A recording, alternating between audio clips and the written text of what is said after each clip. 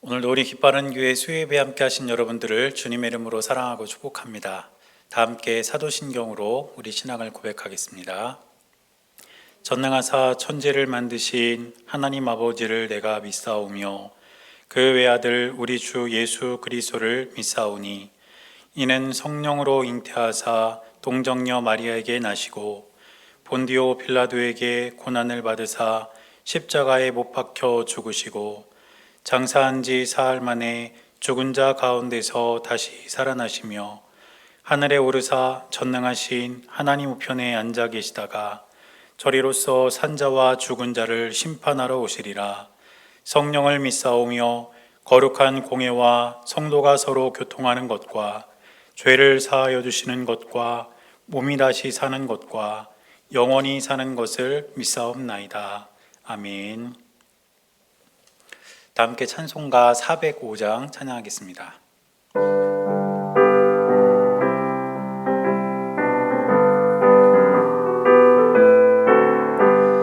주의 친절한 발에 안기 세우니 마음이 평안하리니 항상 기쁘고 복이 되겠네.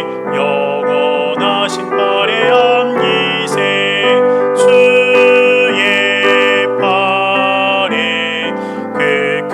발에 안기세 주의 발에 영원하신 발에 안기세 날이 갈수록 주의 사랑이 두루 광명하게 비치고 천성 가는 길 편히 가리니 영원하신 발에 안기세 주의 발에 그 크신 발에 안기세 주의 발에 영원하신 발에 안기세 주의 보좌로 나갈 때에 기뻐 찬미 소리 외치고 겁과 두려움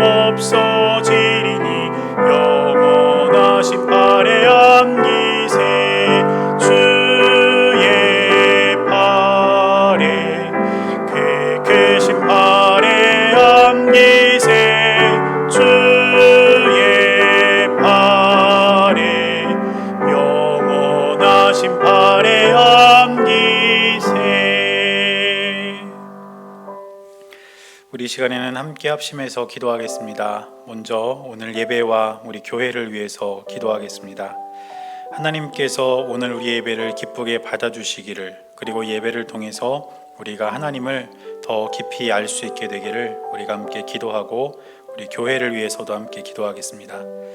그리고 두 번째로는 코로나로 인해서 여전히 큰 어려움 가운데 있는 우리 나라와 세계를 위해서 우리가 함께 기도하고, 또 마지막 세 번째로 여러분들의 기도의 제목을 가지고 함께 기도하겠습니다. 다 함께 기도하시겠습니다.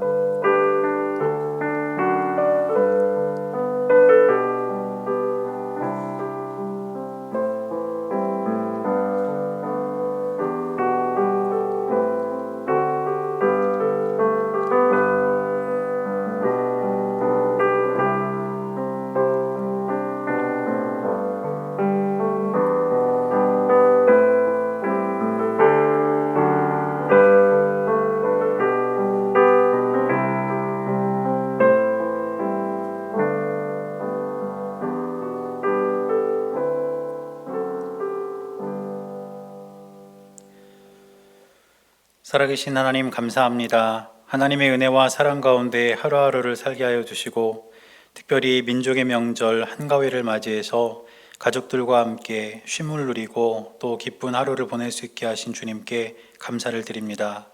그리고 오늘 3일 저녁 하나님께 예배하는 자리를 잊지 않고 주님 앞에 나와 예배하는 우리의 마음과 우리의 기도를 주님께서 받아주시고 들어주시기를 원합니다. 이 예배를 통해 하나님을 더욱더 깊이 알게 하시고, 또 이 예배를 통해 주님께 온전히 영광 돌리는 우리의 삶이 될 수 있도록 역사하여 주옵소서.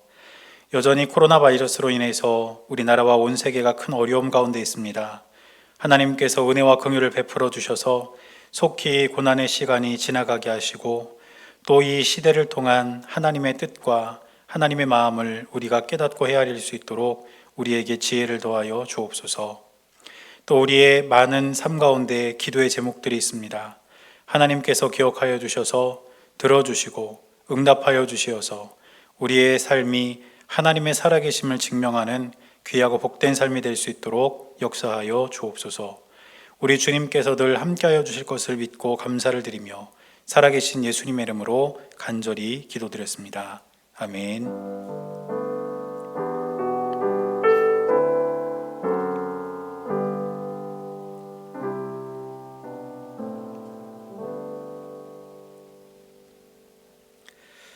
오늘 우리에게 주시는 하나님의 말씀은 시편 72편 1절에서 20절까지 말씀입니다. 시편 72편 1절부터 20절까지 말씀입니다. 제가 말씀을 봉독할 때 여러분도 함께 말씀을 보시기를 바랍니다. 하나님이여, 주의 판단력을 왕에게 주시고 주의 공의를 왕의 아들에게 주소서.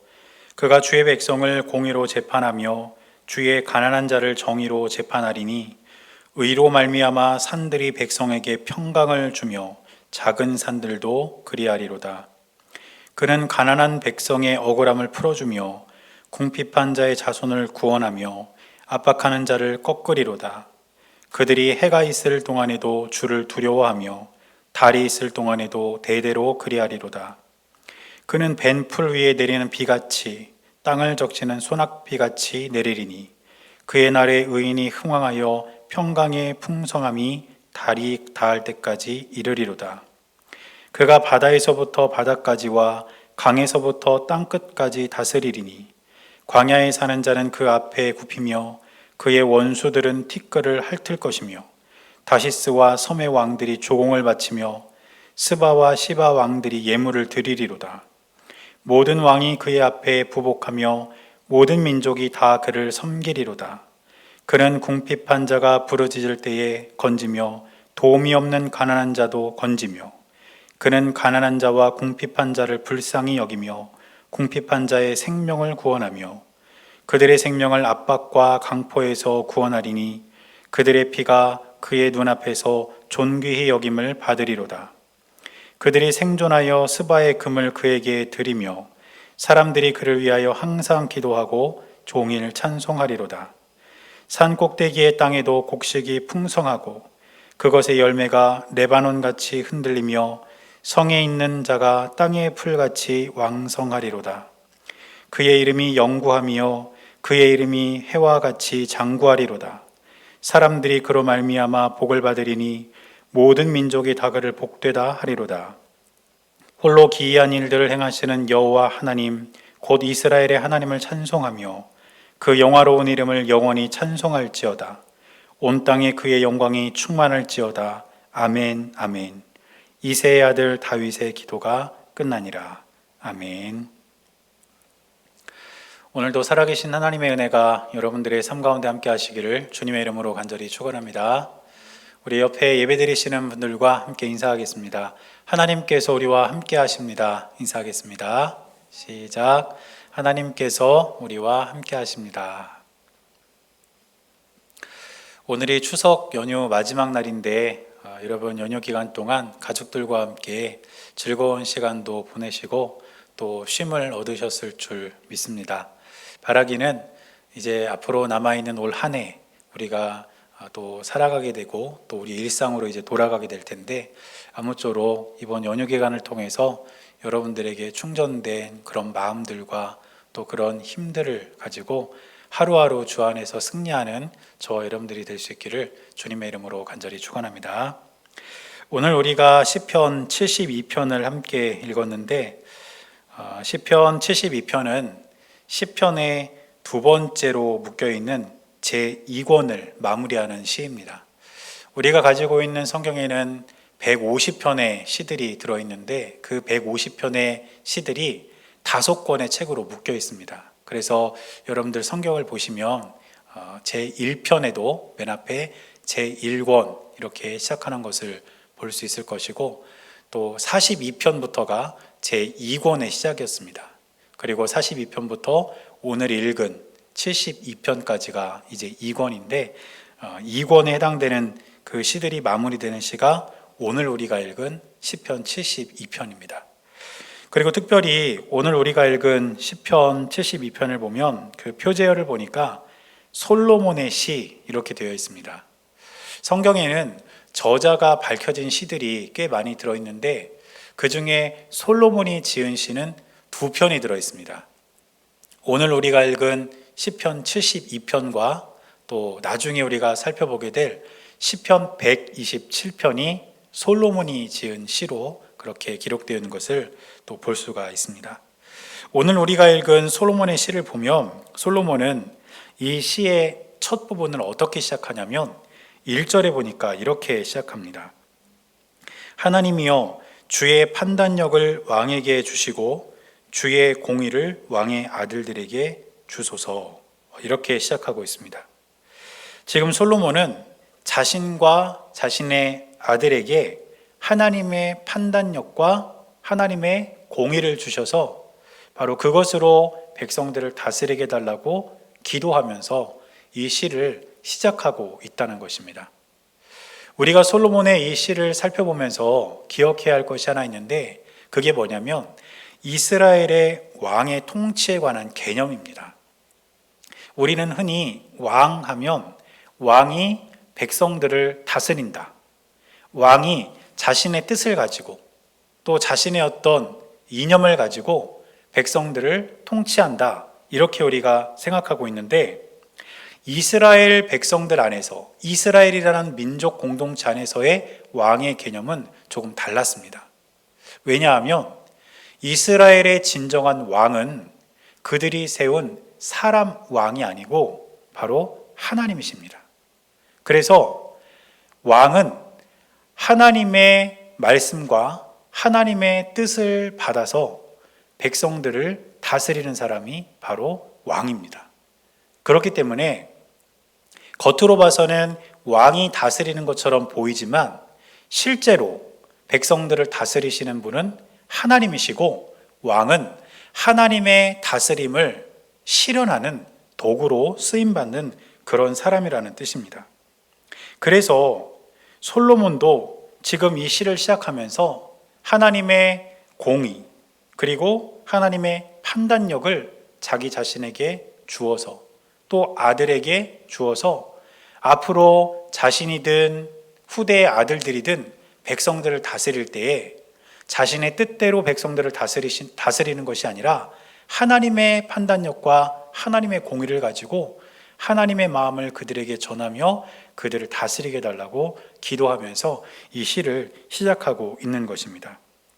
그래서 솔로몬이 지은 이 시는 사실 솔로몬 당시뿐 아니라 후대에도 왕이 취임을 할 때마다 이 시를 백성들이 함께 부르면서 세워진 왕이 하나님의 다스림을 백성들에게 잘 실현할 수 있게 달라고 그렇게 기도하는 마음으로 사용된 시라고 볼 수가 있을 것입니다. 그렇다면 이 시대를 살아가는 저와 여러분들을 우리가 이 시를 어떻게 이해해야 할까요?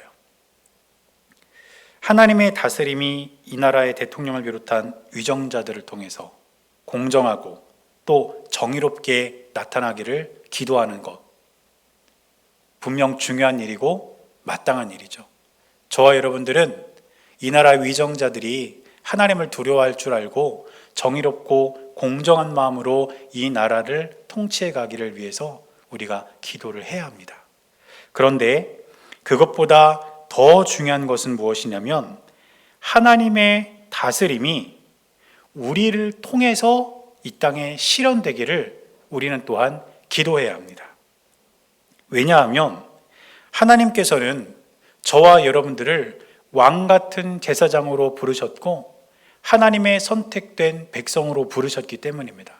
그래서 우리는 이 세상을 살아가면서 우리나라의 정치인들이 정치하는 대로, 또 우리 주위의 사람들이 살아가는 대로 그냥 이리저리 휩쓸려서 살아갈 것이 아니라 나를 통해서 하나님의 다스림이 실현되기를 기도하고, 또 그렇게 되기를 우리의 일상에서 하나씩 하나씩 노력하며 살아가야 된다는 뜻입니다. 그렇다면 우리를 통해서 이 세상에 실현되어야 할, 그리고 우리가 그렇게 되기를 원하는 하나님의 다스림은 구체적으로 어떤 다스림일까요? 첫째로, 우리를 통해 이 땅에 실현되어야 할 하나님의 다스림은 정의롭고 공정한 다스림입니다.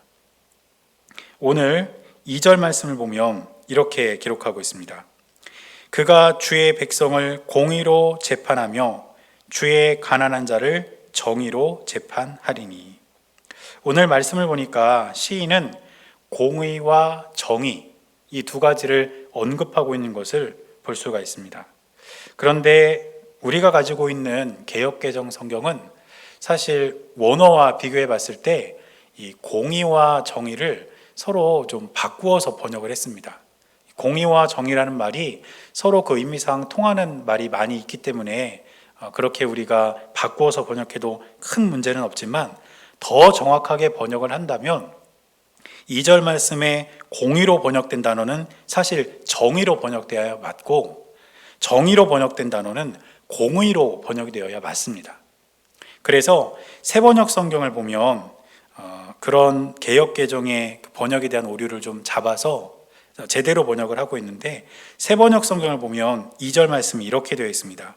왕이 주님의 백성을 정의로 판결할 수 있게 하시고 주님의 불쌍한 백성을 공의로 판결할 수 있게 해 주십시오. 이렇게 기록하고 있는 것을 볼 수가 있습니다.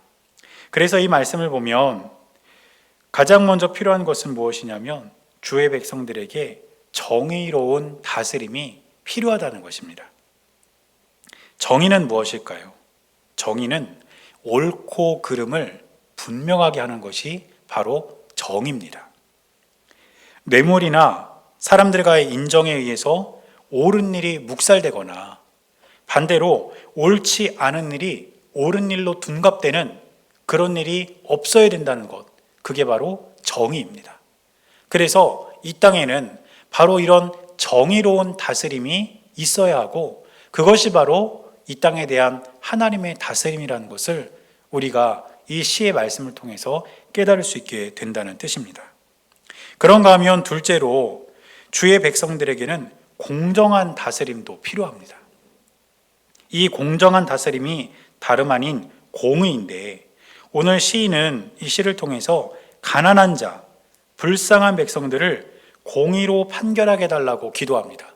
공정하게 판결하게 해달라고 기도하고 있다는 것이죠. 왜냐하면 당시에는 가난한 사람들, 그리고 힘이 없는 사람들, 이런 사람들에 대해서 공정한 판결이 이루어지지 않는 일이 비일비재했습니다. 가난하면 불리하게 작용하고 힘이 없으면 오히려 손해를 보는 판결이 그 시대에 있었다는 뜻입니다. 그렇기 때문에 오늘 시인은 주의 백성들에게, 특별히 그들이 가난하다 해서, 그들이 궁핍하다 해서 공정한 판결을 받지 못하는 일이 없도록 해달라고 하나님께 기도하고 있다는 것이죠. 이처럼 하나님의 다스림의 특징은 정의와 공의라고 할 수 있습니다. 그러면 저와 여러분들이 발을 딛고 살아가는 이 세상은 과연 정의롭고 또 공정한 세상이라고 할 수 있을까요? 여러분들이 이 세상을 보시면 아시겠지만 사실 우리가 살아가는 세상을 보면 정의롭지 못한 일, 공정하지 못한 일이 너무너무 많습니다. 그것이 우리 눈에 보이고 그것 때문에 손해보고 피해보는 사람들이 한둘이 아니라는 것을 우리가 어렵지 않게 발견할 수 있게 된다는 뜻입니다. 그런데 만일 그렇다 해서 정의롭고 공정하지 못한 이 세상을 우리가 탓하고만 있다면 그것 또한 잘못된 태도일 것입니다. 우리를 통해서 하나님의 정의와 공의가 이 세상이 드러나기를 기도하는 마음으로 하나님의 정의와 공의로운 다스림이 우리의 삶을 통해 저와 여러분들을 통해 이 땅에 실현되기를 기도하는 마음으로 우리의 삶의 자리에서 우리가 먼저 정의와 공의를 실현해야 된다는 것을 꼭 기억할 수 있었으면 좋겠습니다. 사랑하는 여러분, 정의와 공의는 국회나 법정에서만 있는 일들이 아닙니다. 우리의 삶의 자리에서도 저와 여러분들이 살아가는 그 삶의 한 복판에서도 정의와 공의는 반드시 실현되어야 하고, 그렇게 될 때에 우리를 통해 정의롭고 공의로운 하나님의 다스림이 이 땅 가운데 드러나게 될 줄 믿습니다. 그래서 간절히 바라고 기도하기는 저와 여러분들이 하나님의 도구가 되어서 정의롭고 공의로운 하나님의 다스림을 이 땅 가운데 실천하는 저와 여러분들이 될 수 있기를 주님의 이름으로 간절히 축원합니다. 그리고 두 번째로 우리를 통해 실현되어야 할 하나님의 다스림은 무엇이냐면 세상에 생명을 주시는 다스림입니다. 오늘 우리가 읽은 본문의 6절을 보니까 이렇게 기록합니다. 그는 벤 풀 위에 내리는 비같이 땅을 적시는 소낙비같이 내리리니. 말씀을 보니까 시인은 벤 풀 위에 내리는 비같이, 그리고 땅을 적시는 소낙비같이 되게 해달라, 이렇게 지금 기도하고 있습니다. 여기서 비는 생명력을 상징합니다. 가축들을 먹이기 위해서 이제 사람들은 풀을 다 베어갑니다. 그리고 그 풀은 가축들의 생명을 연장시키는 그러한 도구가 되겠죠. 그리고 나면 다시 그 위에 비가 내렸을 때 어떻게 될까요? 풀이 또 자라게 됩니다. 또 그 풀은 가축들의 생명을 연장하는 음식이 되는 겁니다. 이처럼 이 비가 생명력을 유지하는 아주 중요한 매개체로서 이 본문에 등장하고 있는 것이고, 또 시인이 소낙비를 언급하고 있는데, 마른 땅 위에 소낙비가 내리게 되면 그 마른 땅에서 싹이 돋고 그 마른 땅 위에서 그렇게 싹튼 식물이 자라면서 열매를 맺게 되는 것입니다. 그렇기 때문에 오늘 시인이 6절에서 언급하고 있는 비는 생명을 유지하게 하고 생명을 시작하게 하는 아주 중요한 그러한 개념으로 사용되고 있는 것을 볼 수가 있습니다. 그리고 이러한 표현을 통해서 하나님은 이 세상에 생명을 주는 통치를 원하시는 분이라는 것, 그리고 왕을 통해 백성들을 다스리되 그 백성들에게 생명을 주고 그 백성들에게 생기를 줄 수 있는 다스림을 실천하기를 원하신다는 것을 우리가 기억할 수 있다는 뜻입니다. 사실 하나님의 다스림의 특징을 우리가 여러 가지로 이해할 수 있지만, 하나님의 창조하신 그 모든 일들을 살펴보면 하나님의 다스림의 중심에는 바로 이 생명이 들어 있습니다. 하나님의 천지창조는 다른 말로 하면 생명의 창조입니다.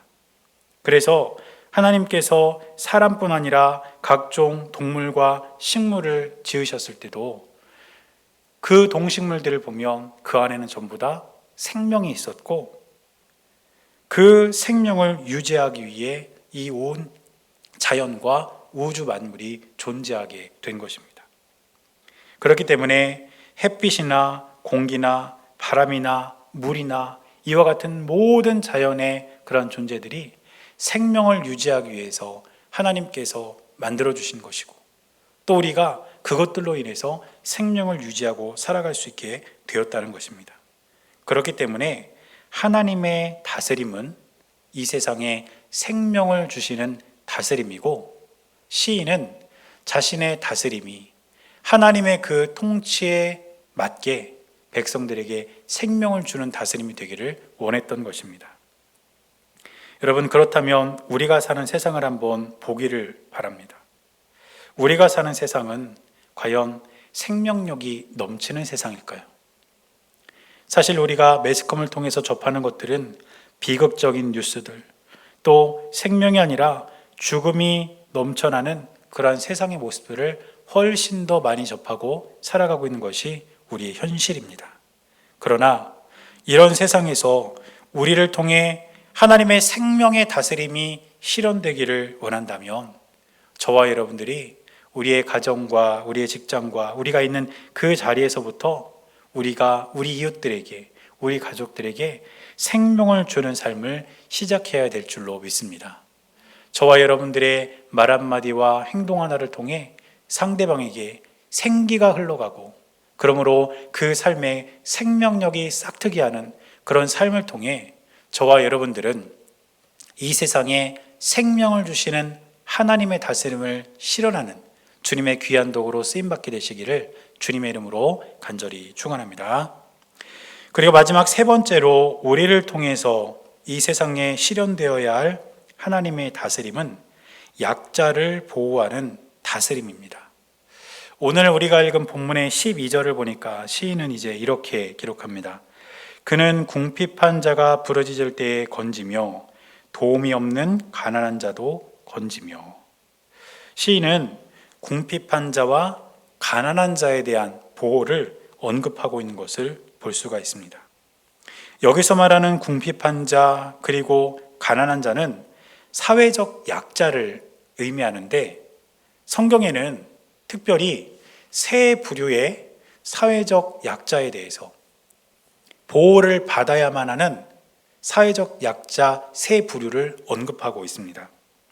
첫째는 홀로 된 여인, 그리고 둘째는 부모가 없는 아이, 그리고 셋째는 나그네입니다. 여러 가지 사회적 정황상 사실 이스라엘 백성 공동체 안에, 그리고 역사가 흘러가는 내내 그 공동체에는 홀로 된 여인들과 또 부모가 없는 아이들이 있었고, 그리고 여기저기서 오고 가는 나그네들이 있었습니다. 그리고 하나님께서는 이스라엘 백성 공동체를 향해서 그러한 사회적 약자들을 보호하고 그들을 도와야 한다는 명분을 분명히 말씀해 주셨습니다. 이 세 부류 사람들의 특징은, 첫째는 경제적 능력이 부족하다는 것과 둘째는 사회적 보호를 받지 못한다는 것입니다. 그렇기 때문에 이스라엘 백성 공동체는 주 안에서 한 형제, 한 자매된 그런 사람들이기에 경제적으로 어려운 이들을, 사회적으로 보호받지 못하는 이들을 보호해주고 도와주고 함께 더불어 살아가야 함을 하나님께서 말씀하신 것이고, 바로 이렇게 약자를 보호하는 다스림이 하나님의 다스림의 중요한 면이라는 것을 우리에게 가르쳐주고 계신다는 것입니다.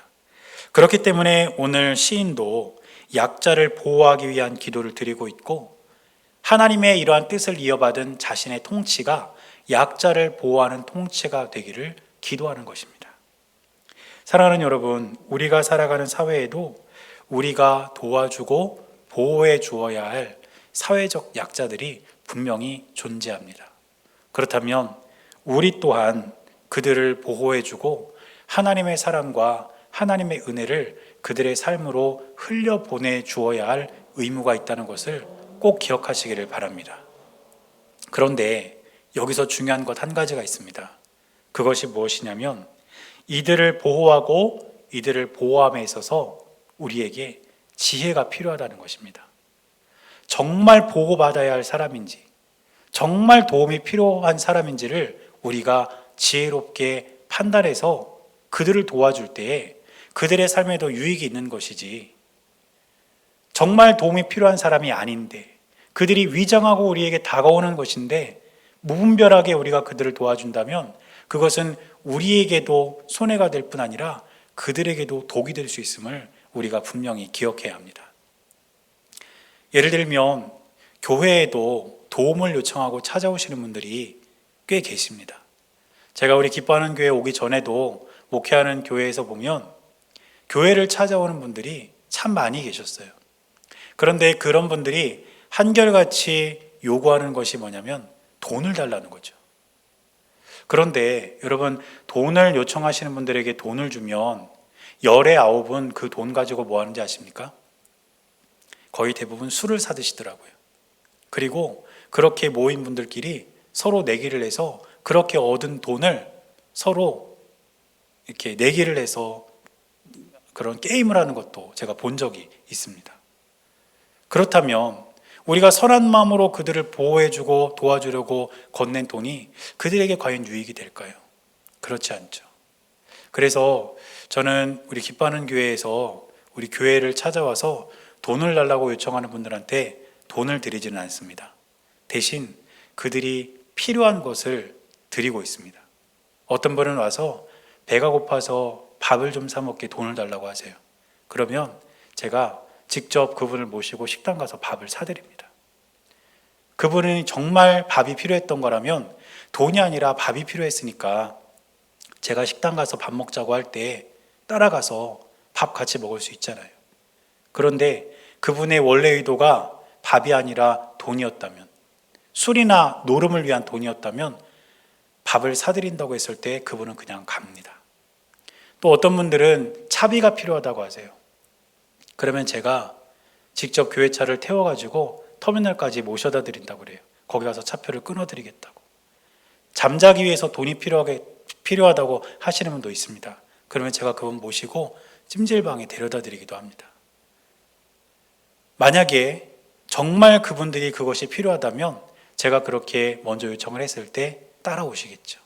그러나 그것이 돈을 얻어내기 위한 그런 하나의 수단에 불과했다면 그런 분들에게 돈을 드리는 것은 저는 오히려 그분들에게 더 손해가 되고 그분들에게 해가 되는 일이라고 생각합니다. 그렇기 때문에 우리가 보호해야 할 사회적 약자가 분명히 존재하지만 저와 여러분들은 지혜롭게 그리고 꼭 우리의 도움이 필요한 분들에게 도와드리고 보호하고 주님의 사랑과 은혜를 흘려보낼 수 있는 저와 여러분들이 될 수 있기를 바랍니다. 이것이 바로 하나님께서 저와 여러분들을 통해 이 땅에 실현하기를 원하시는 하나님의 다스림인 줄 믿습니다. 우리가 몇 가지로 하나님의 다스림을 이렇게 살펴봤는데 오늘 우리가 읽은 시편 72편을 보면 사실 이 시는 17절까지가 이 시의 마지막입니다. 그리고 18절과 19절은 시편 2권의 전체적인 송영, 그러니까 시편 2권을 마무리하는 찬송이고 또 특별히 20절은 이 시편 2권에 대해서 마무리하는 그러한 말이라고 볼 수가 있습니다. 그런데 오늘 우리가 읽은 본문의 19절을 보면 이 찬송의 끝에 이렇게 기록합니다. 그 영화로운 이름을 영원히 찬송할지어다. 온 땅에 그의 영광이 충만할지어다. 아멘, 아멘. 저는 저와 여러분들이 이 아멘, 아멘을 꼭 기억할 수 있게 되시기를 바랍니다. 아멘이라는 말은 그렇게 될 줄 믿습니다 라는 하나님 말씀에 대한 우리의 응답입니다. 우리가 짧지 않은 시간 동안 시편 2권의 여러 시들을 살펴보면서 하나님의 말씀을 통해서 하나님의 가르침, 또 우리가 깨달아야 될 것들, 또 우리에게 하나님께서 우리에게 주실 은혜들, 이런 것들을 살펴봤는데 여러분들의 삶 가운데 또 여러분들의 마음 가운데 기억되는 것들이 있다면 그것들에 대해서 아멘, 아멘 하시면서 그러한 모든 일들이 여러분들의 삶 가운데 이루어지시기를 기대하는 마음으로 고백하고 또 그 기대를 가지고 하루하루를 주 안에서 승리하며 살아가는 여러분들의 삶이 될 수 있기를 주님의 이름으로 간절히 축원합니다. 기도하겠습니다. 사랑하는 하나님, 우리가 이 땅을 살아가면서 우리의 삶을 통해 하나님의 다스림이 실현되기를 원합니다. 그리고 우리가 그러한 도구로 귀하게 쓰임받게 하셔서 하나님의 넘치는 은혜와 사랑이 우리의 삶을 통해 이 세상으로 흘러가게 하여 주시옵소서. 우리 주님께서 언제나 함께하여 주실 것을 믿으며 살아계신 예수님의 이름으로 간절히 기도드렸습니다. 아멘. 찬송가 430장 함께 찬양하겠습니다.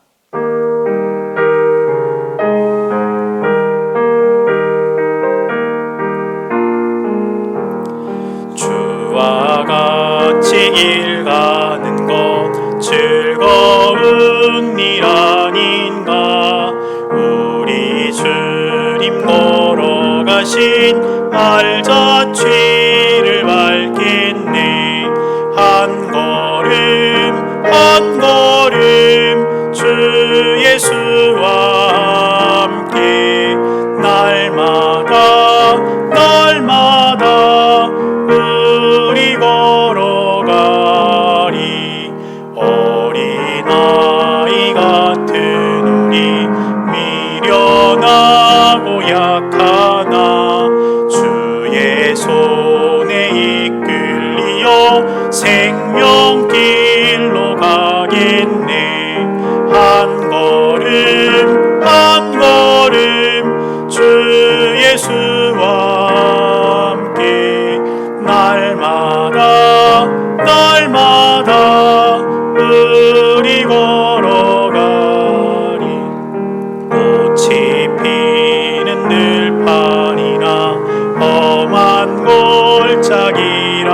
대로 주가 인도하는 대로 주와 같이 가겠네. 한 걸음 한 걸음 주 예수와 함께 날마다 날마다 우리 걸어가리. 옛 선지자의 녹같이 우리들도 천국에 들려 올라갈 때까지 주와 같이 걷겠네. 한 걸음 한 걸음 주 예수와 함께 날마다 날마다 우리 걸어가리.